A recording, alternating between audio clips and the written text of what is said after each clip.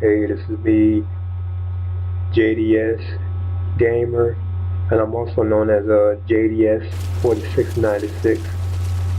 I've been kind of changing my name here a lot lately. But they're the same. I'm the same person. Well, I just use like different aliases, you know.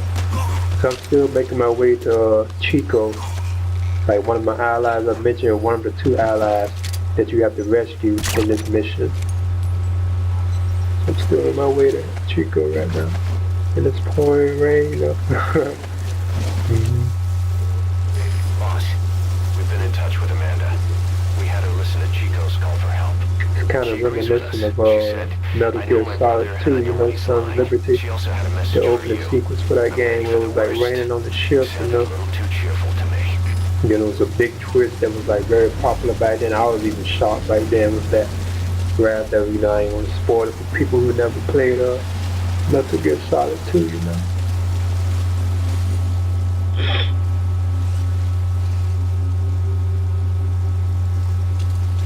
And this base known as Camp Omega, it is pretty like huge. It's like it's open world, you know, because most of the Metal Gear Solid games, they were like, you know, kind of like straightforward, like very linear, you know, they weren't really like open world like this, you know.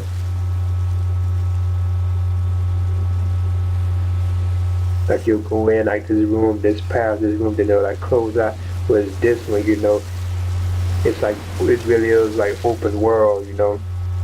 Because the other Metal Gear Solid, you had to actually leave out almost like you're finishing a level. Like when you go into like a different area or another area, you know what I'm saying? It was almost like you was finishing up a level when you left like a previous era. Like when you went through like a certain door, you know, or a certain room or like area, like you know what I'm saying? It was almost like you was going like into like another location. Like you were finishing like a level or whatever. And proceeding to the next, you know, because even 4 was like that. The last Metal Gear Solid game, 4, Guns of the Patriots, it was also like that too.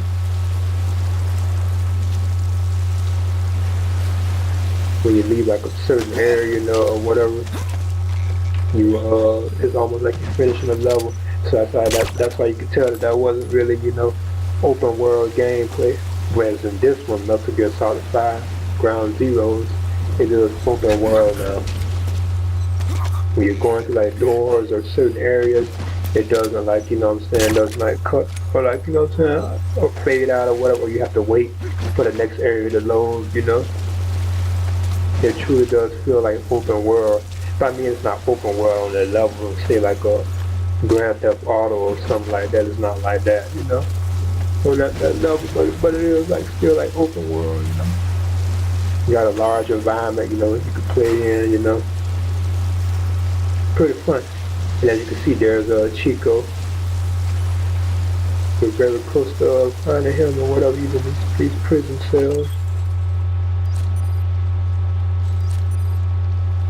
And you have a choice of freeing the other prisoners, and that's like one of the gameplay, you know, other replay things you can do. You can just free all the prisoners, because there's even hidden prisoners in the game. Like towards the beginning of the game, you find like a hidden prisoner, you know.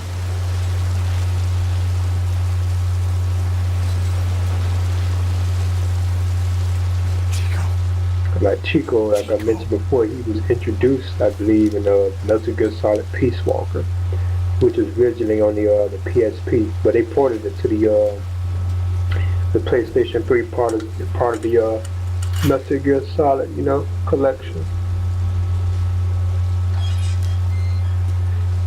Chico, it's me. Cause that's why I originally had played it, and you meet Chico on there.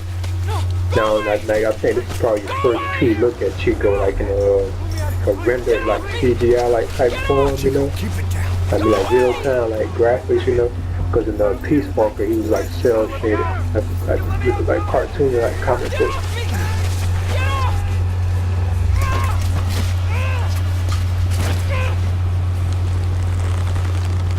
Chico, calm down. Calm down. Don't fight it. Like I said before, the graphics in the game, like, you know, are very well done, you know. It looks gorgeous, you know.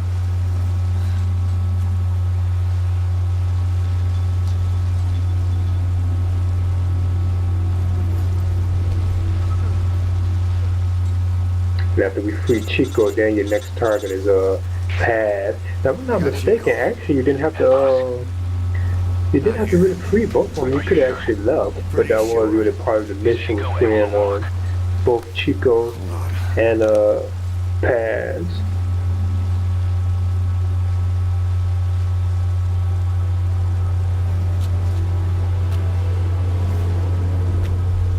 You also can tell that Chico kind of had it, pretty rough, That's why they were like torturing Chico and stuff. They were also torturing Paz too. I believe they were actually torturing Chico a lot because he has, like bruises and like he even has bolts in his ankles and stuff, Mission info has been updated. Now I believe the scar that he has on his chest, I'm sure he probably did that. He probably like put a hole in his own chest. I'm just betting he did that himself,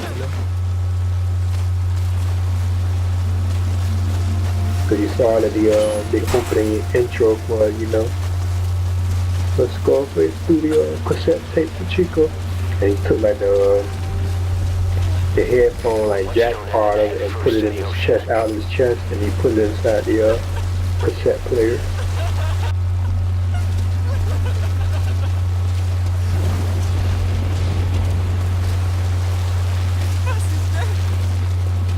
The RV's just a little further.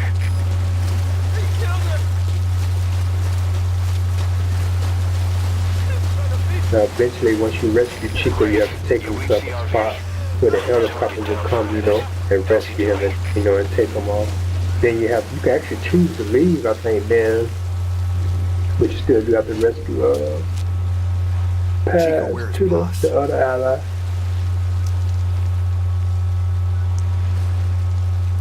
To truly finish it,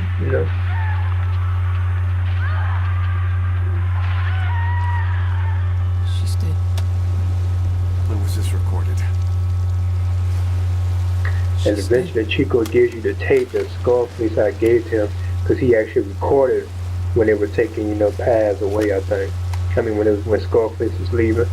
Okay, that's my commentary. This is Jdsgamer, also known as JDS 4696. Alright.